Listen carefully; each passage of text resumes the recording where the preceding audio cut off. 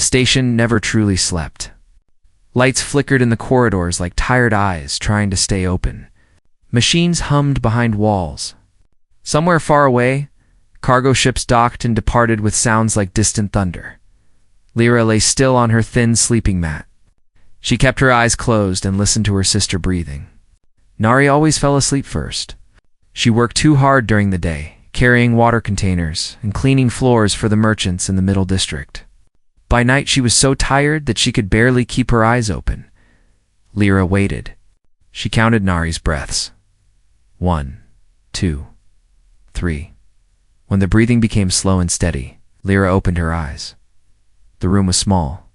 It was not really a room at all. It was a storage space that someone had forgotten about long ago. The walls were metal and cold. There was no window. The only light came from a small crack under the door where the corridor light crept in. Lyra sat up slowly. She was 7 years old, but she was small for her age. Her pale blue skin looked gray in the darkness. Her silver eyes reflected the thin line of light like two small moons. She looked at Nari. Her older sister slept with her back turned. Her body curled tight to stay warm. Tomorrow was Nari's birthday. She would be 12 years old. Lyra did not have a gift. This thought had been living inside her chest for many days now. It sat there like a stone, heavy and sharp.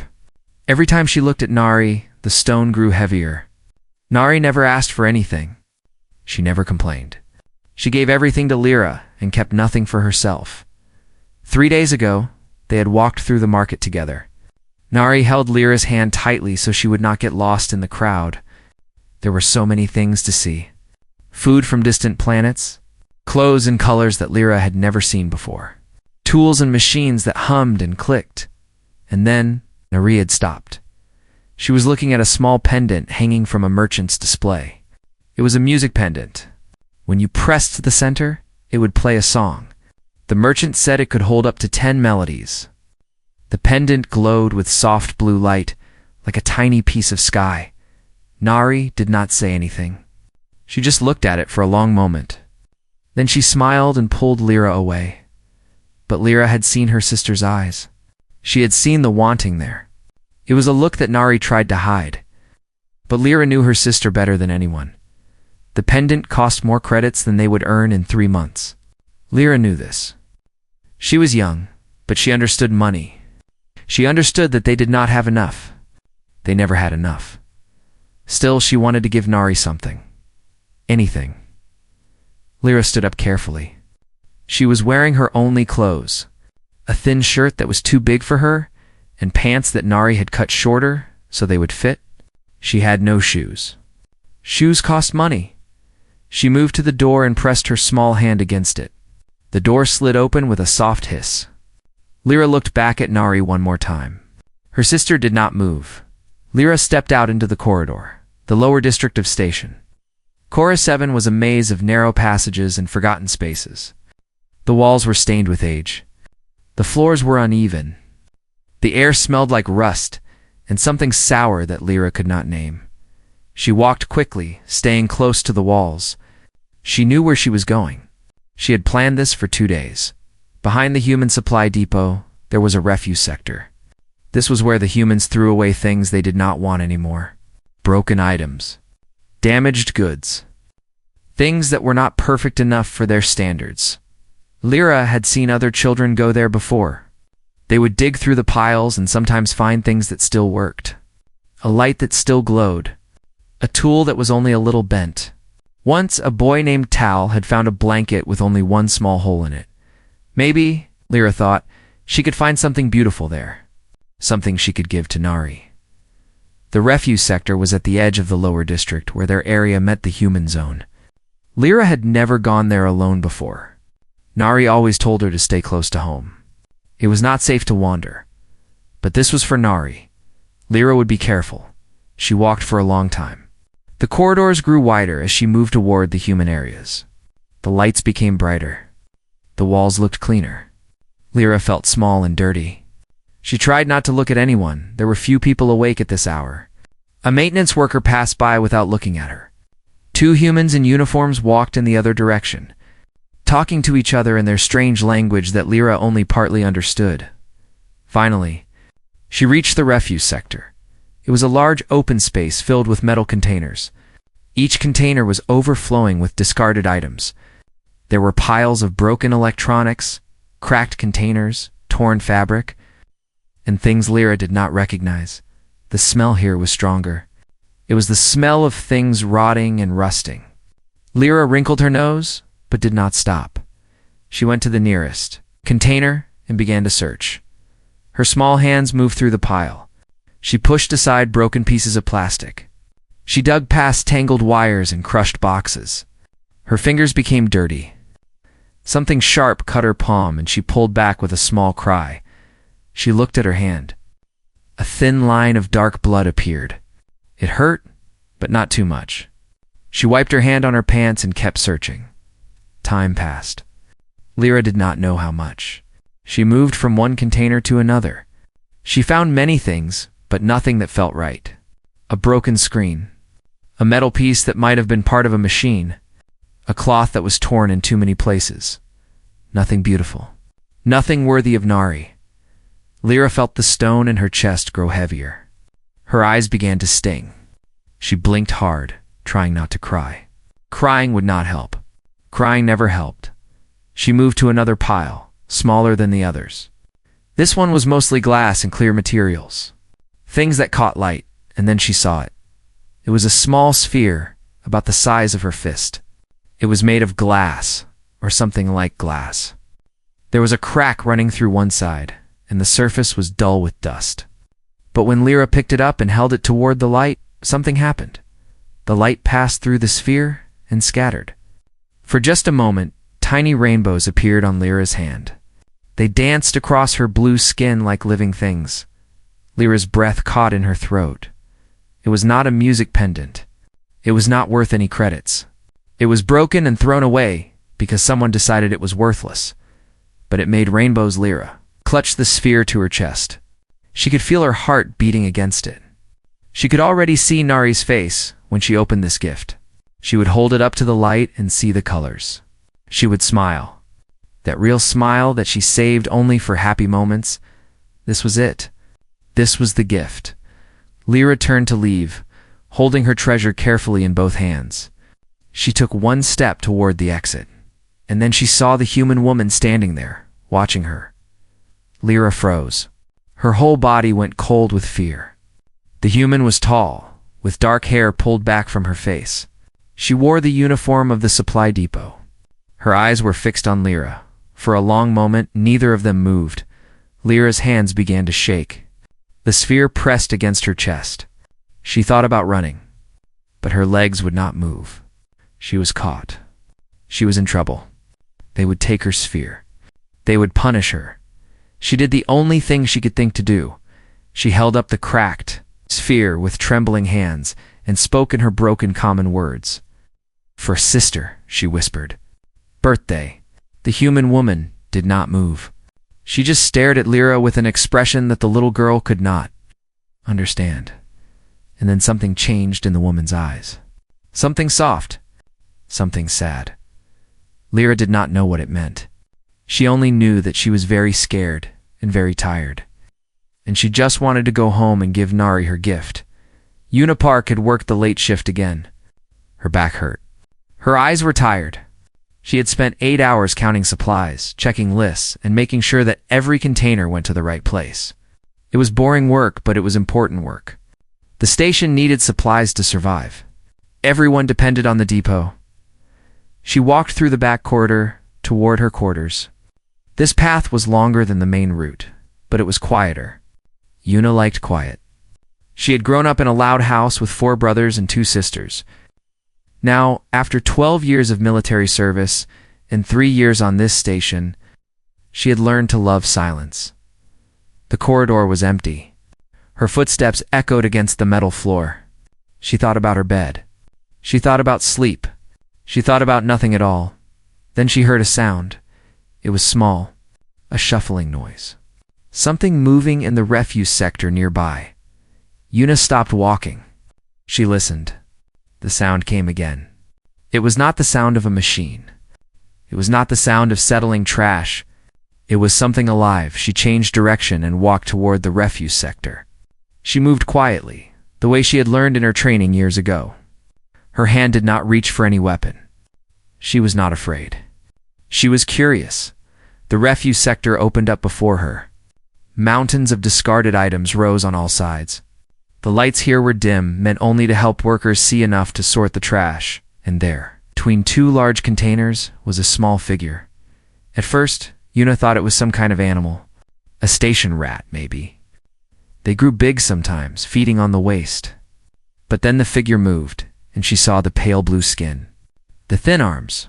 The small body crouched low over a pile of broken glass. It was a child.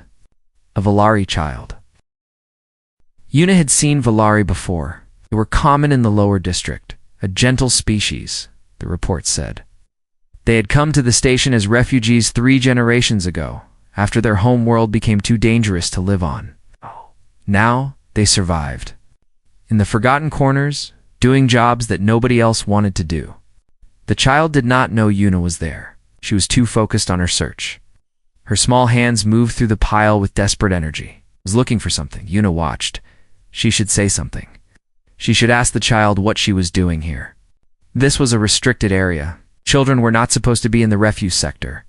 There were rules about this, but Yuna did not speak. She just watched. The child found something. Yuna saw her pull a small object from the pile. It was round and made of glass. Even from this distance, Yuna could see the crack running through it. It was worthless. Less than worthless. It was trash. But the child held it like it was the most precious thing in the world. She lifted it toward the light. Something happened. Colors scattered across her small blue hands. The child's face changed. Her eyes went wide. A tiny smile appeared on her lips. And then she turned to leave, and she saw Yuna. The child froze. All the joy drained from her face in an instant. It was replaced by fear. Pure, simple fear.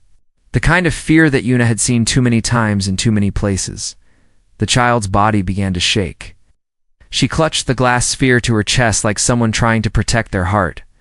Yuna did not move. She did not want to scare the child more. She kept her hands visible, and her posture relaxed. She had learned these things in conflict zones, when dealing with frightened civilians. Never move suddenly. Never raise your voice. Let them see that you are not a threat. The child spoke. Her voice was so small that Yuna almost did not hear it. For sister birthday. The words were broken. The pronunciation was wrong, but Yuna understood. Something inside her chest tightened. It was a feeling she had not felt in a long time.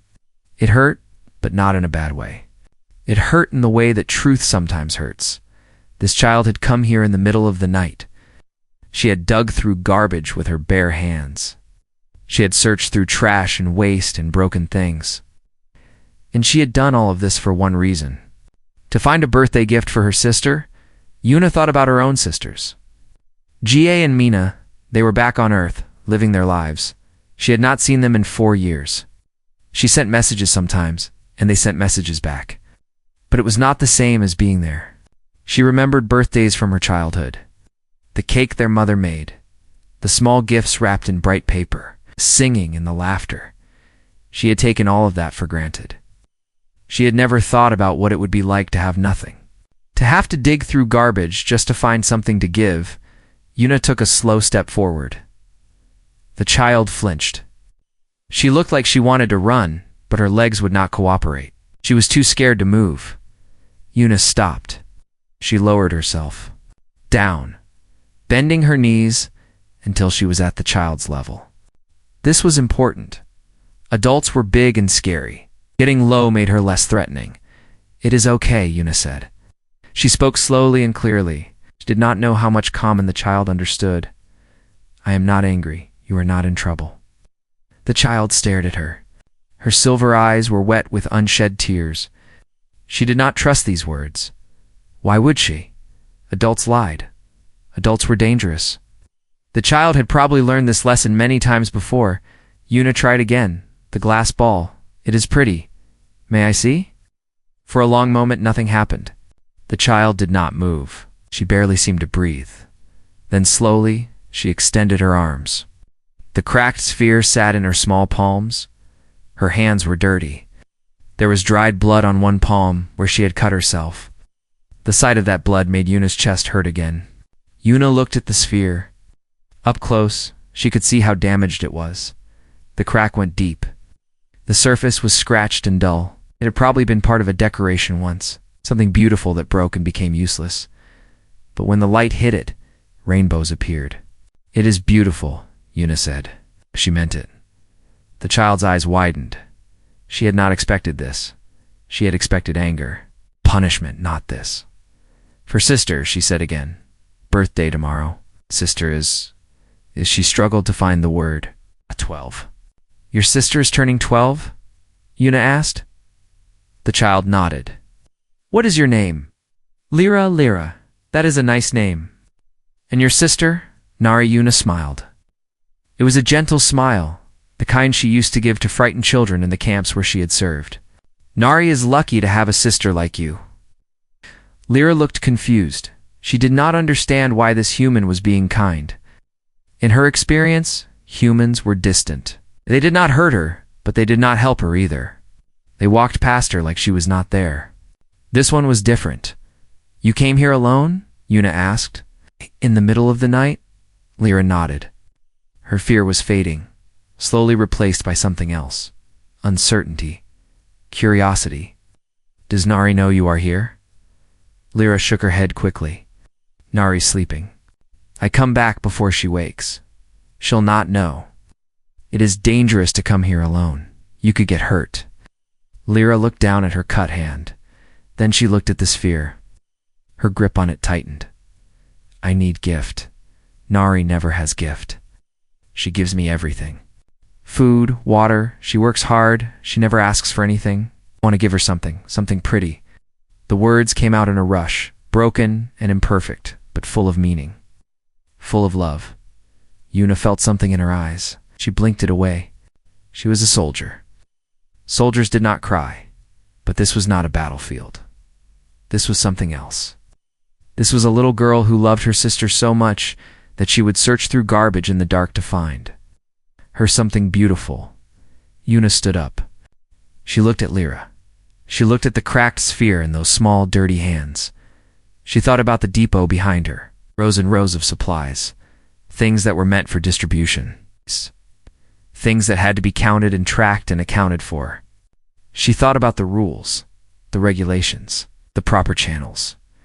Then she thought about Nari, a 12-year-old girl who gave everything to her little sister. A girl who had stopped to look at a music pendant in the market and then walked away without a word. Yuna made a decision. "Wait here," she said to Lyra. "Do not move. I will be right back." She turned and walked toward the depot. Her footsteps were steady. Her heart was not. She did not know if this was the right thing to do. She only knew that she could not walk away. Not this time, not from this. Behind her, Lyra stood alone in the refuse sector. Clutching her cracked sphere and wondering if the strange human would really come back, she did not know what was about to happen. She only knew that for the first time in a long time. She did not feel quite so alone. Lyra waited. She did not know how long. Time moved strangely in the refuse sector. The lights buzzed overhead. The piles of trash cast long shadows that shifted when she moved. She held the glass sphere tighter.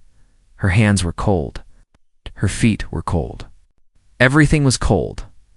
Maybe the human woman was not coming back. Maybe she had gone to call security. Maybe right now, officers were walking through the corridors, coming to take Lyra away. They would ask questions. They would find out where she lived.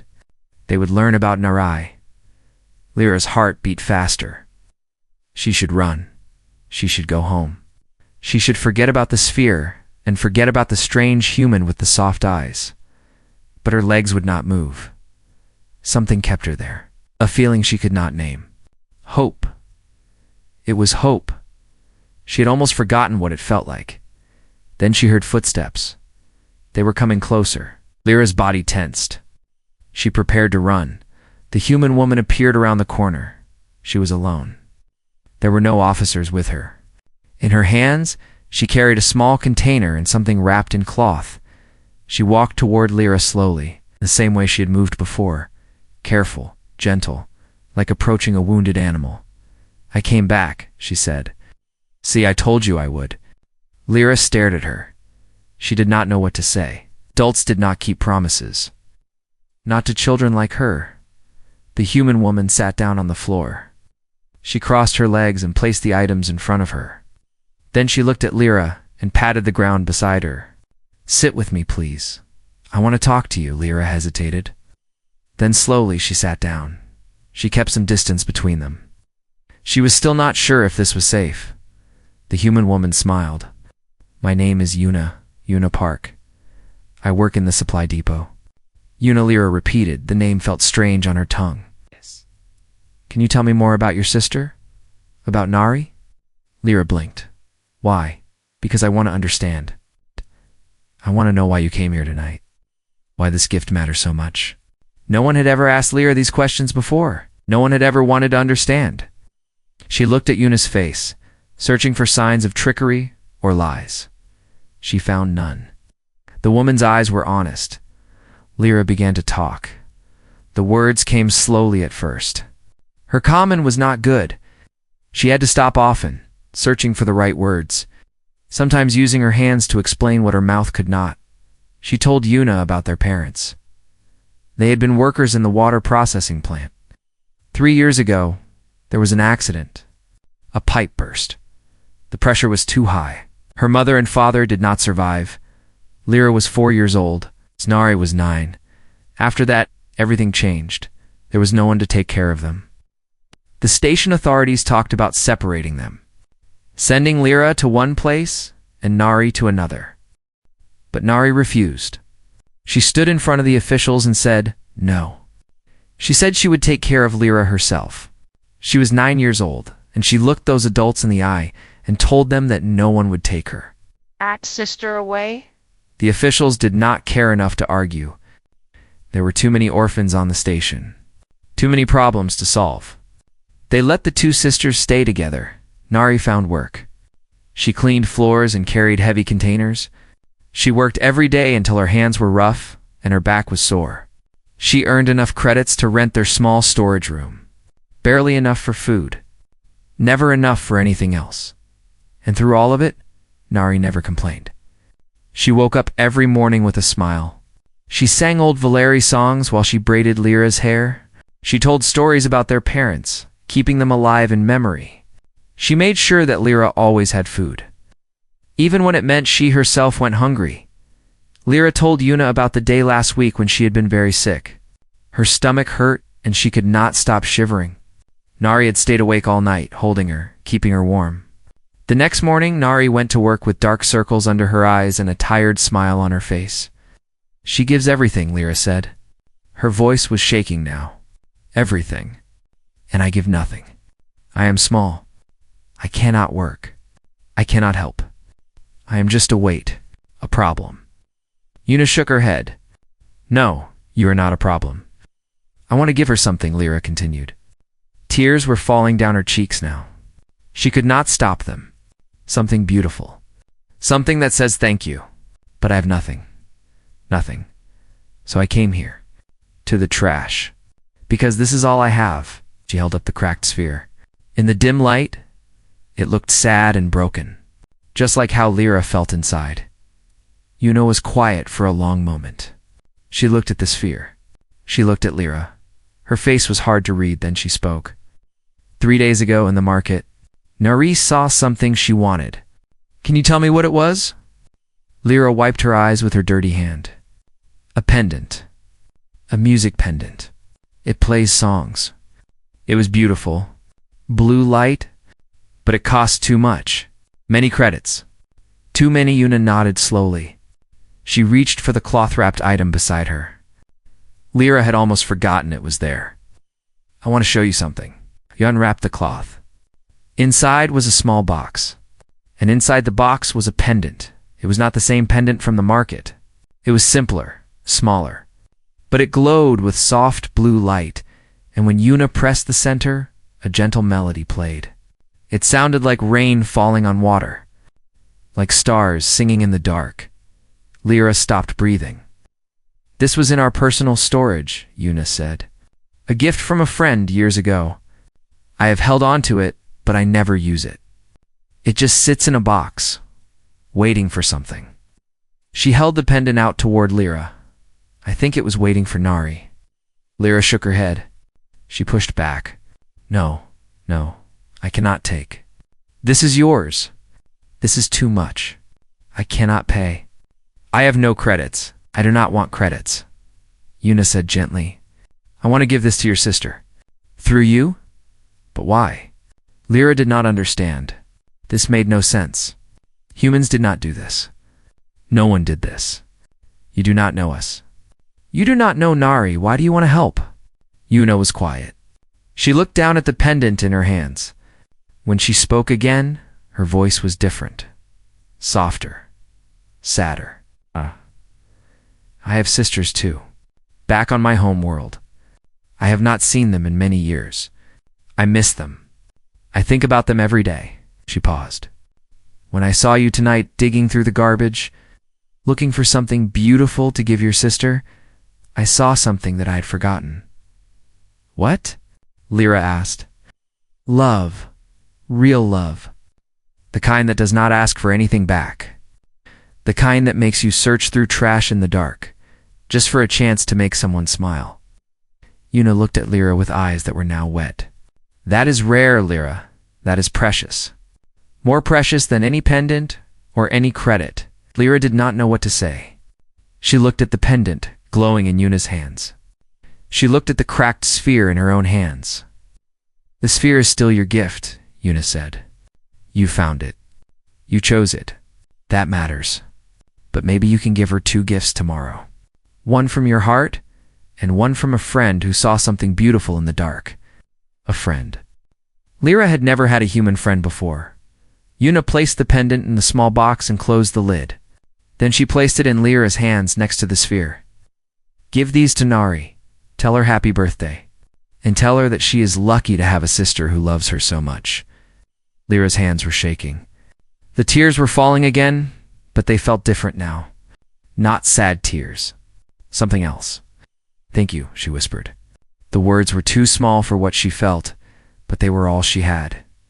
Una smiled. She reached out and gently touched Lyra's hair. "Go home now. Before Nari wakes up. Go give your sister a birthday she will never forget." Lyra stood up. She held the sphere in one hand and the box in the other. She looked at Una one last time. Then she turned and ran. She ran through the corridors. She ran past the dim lights and the dirty walls. She ran until her lungs burned and her legs ached, but she did not feel tired. She felt something else. Something light and warm in her chest. When she reached her small room, Nari was still sleeping. Lyra crept inside and lay down on her mat. She hid the gifts under her shirt, close to her heart. Tomorrow would come soon. Tomorrow, Nari would wake up, and it would be her birthday. And for the first time in a very long time, Lyra had something to give. Morning came slowly to the lower district. There was no sun to announce it. Only the station lights, which grew slightly brighter at certain hours to help the body remember what day and night meant. Nari woke up first, as she always did. Her body had learned to wake early, ready for another day of work. Her muscles ached from yesterday's labor. Her hands were rough and dry. But these things did not matter. She stretched her arms and turned to look at her sister. Lyra was already awake. This was strange. Lyra always slept late. She was a child, and children needed more sleep. Nari usually had to gently shake her awake, singing soft songs until those silver eyes finally opened. But today, Lyra was sitting up on her mat. Her hands were hidden behind her back.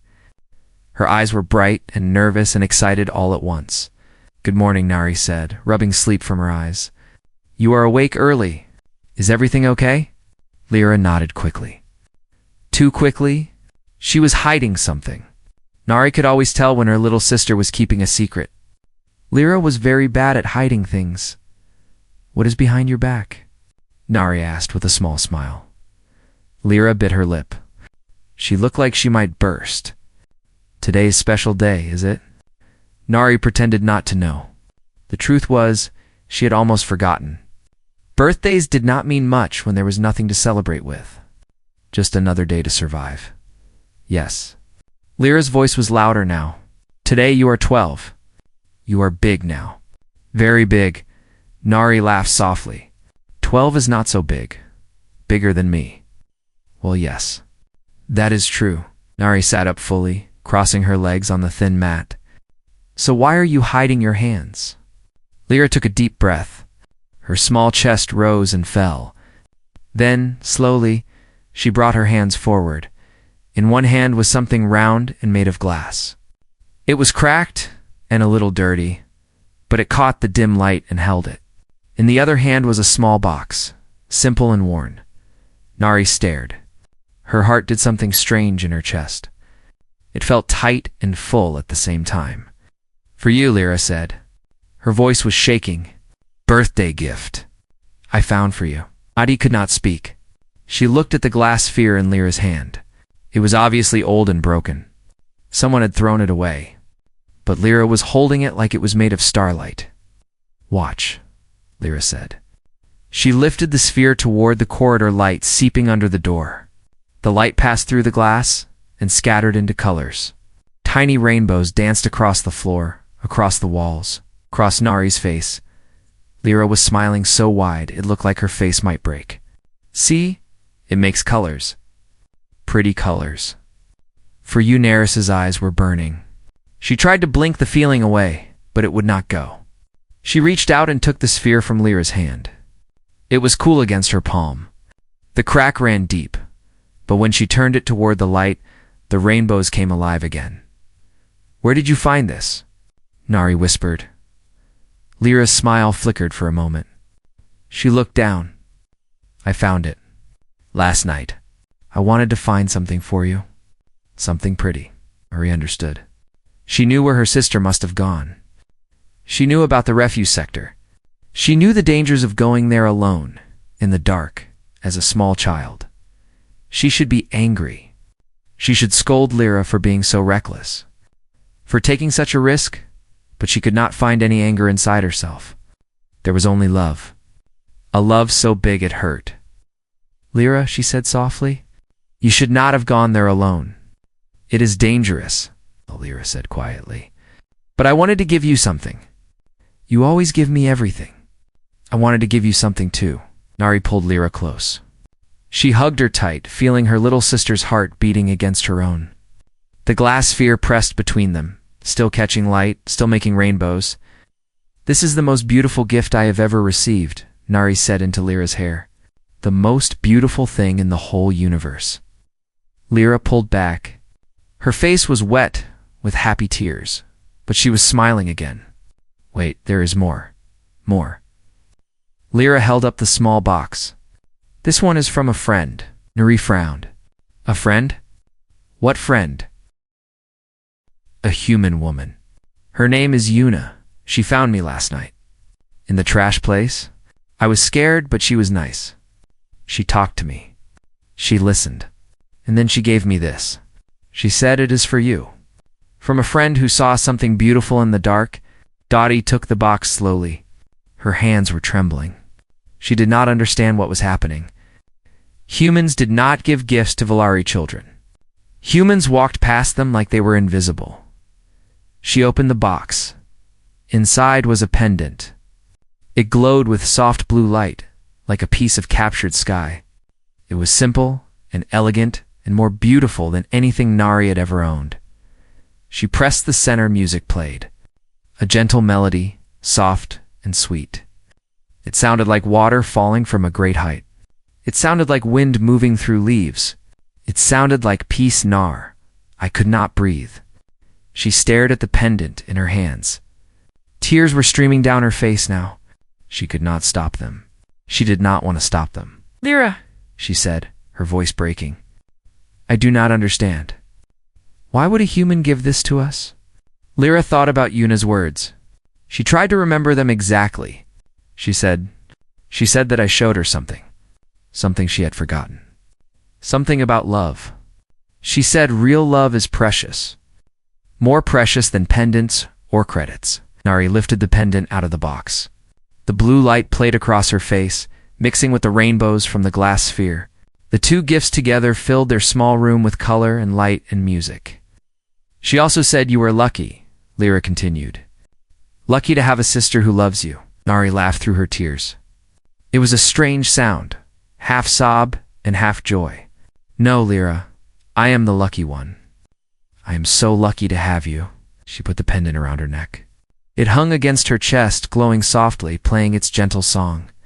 Then she picked up the glass sphere and held it close. Both of these are treasures, she said. I will keep them forever. Lyra crawled into Nara's lap, something she had not done in a long time. She was getting too big for such things, she always said. But today felt different. Today felt special. Nara held her little sister and looked at her gifts.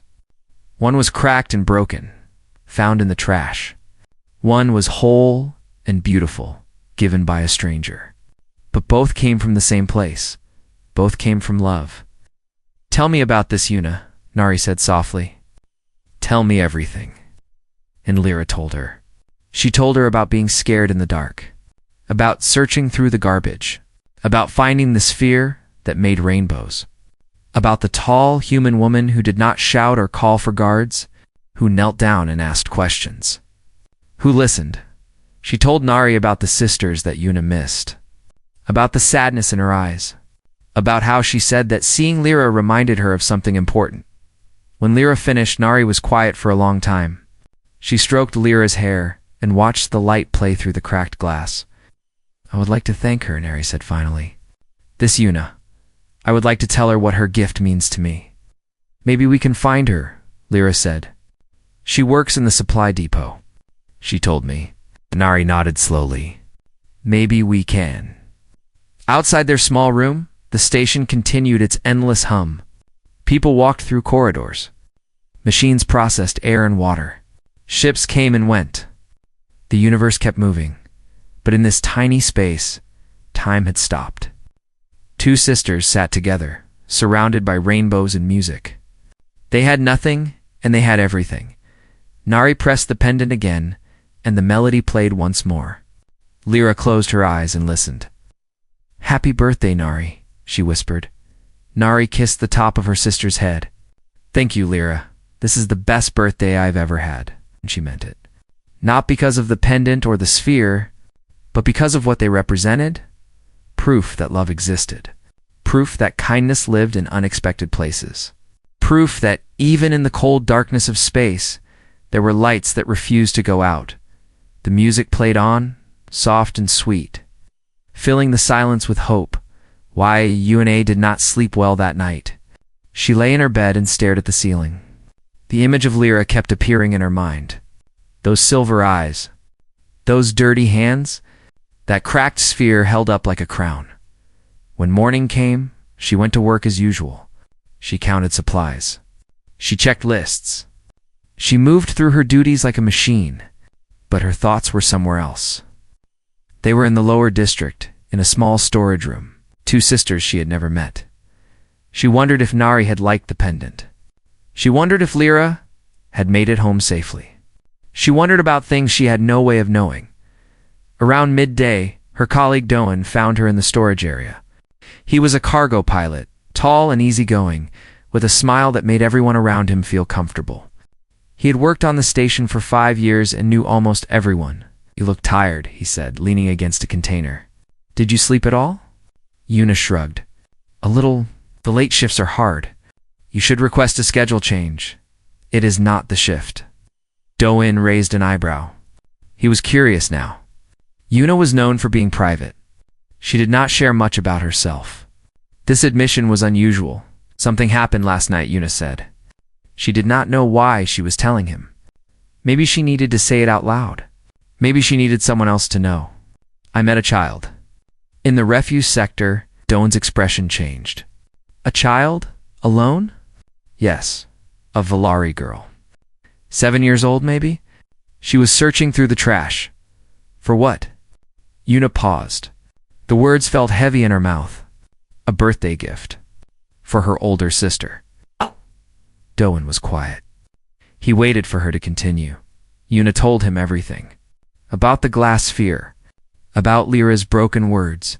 About learning how the two sisters lived. About the pendant she had given away. When she finished, Doan did not speak immediately. He stood there, looking at the floor, his face thoughtful. "The pendant," he said finally. "That was from Minji, was it not? The one she gave you before she transferred?" Yuna nodded. Minji had been her closest friend on the station. She had left 2 years ago for a position on another outpost. The pendant was supposed to remind Yuna of her, of their friendship. "You gave it away," Doan said. It was not a question. It felt right. Yuna looked at her hands. "I have held on to so many things, memories, objects, feelings, but holding on to things does not make them matter more.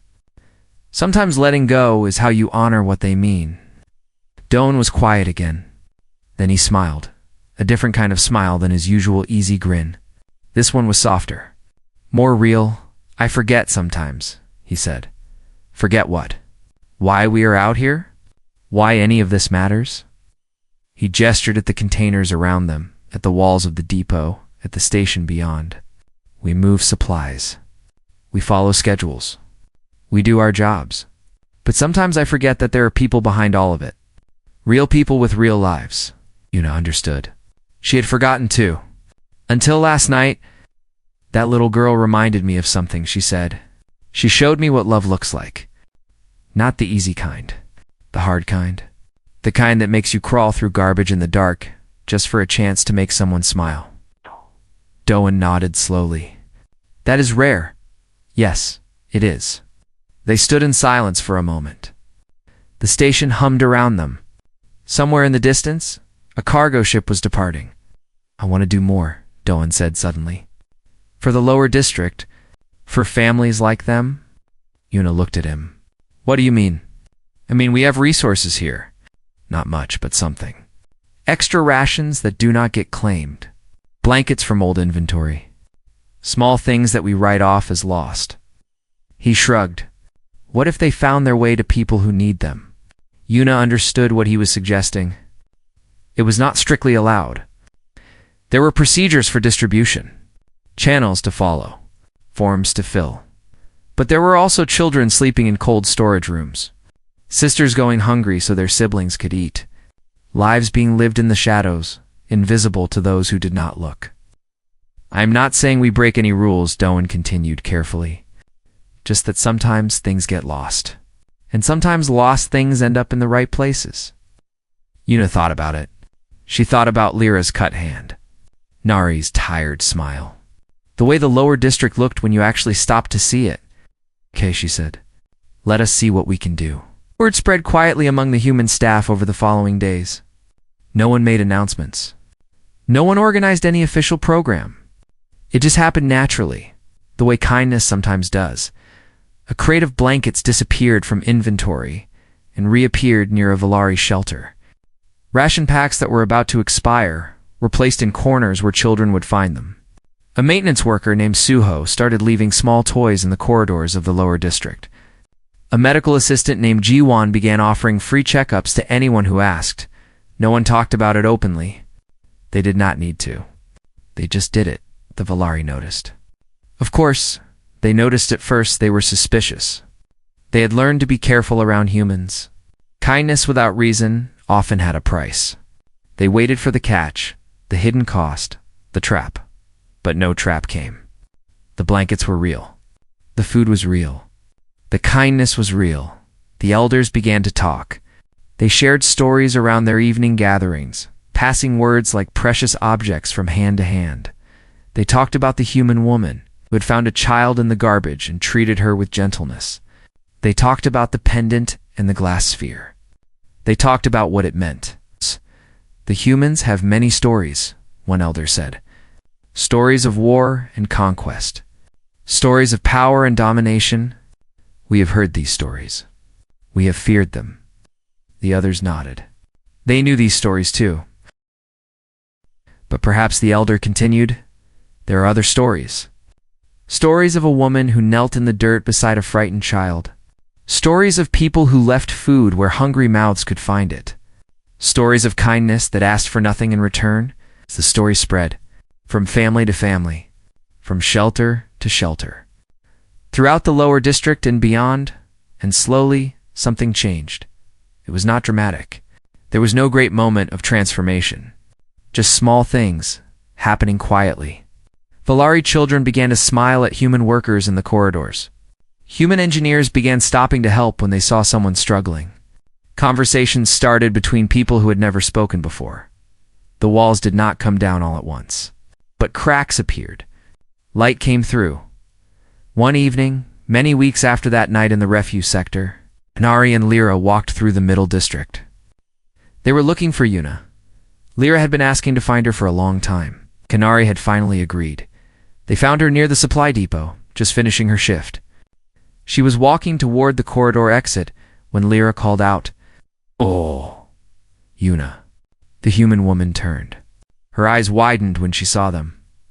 Lyra ran forward. Her small arms wrapped around Yuna's legs in a tight hug.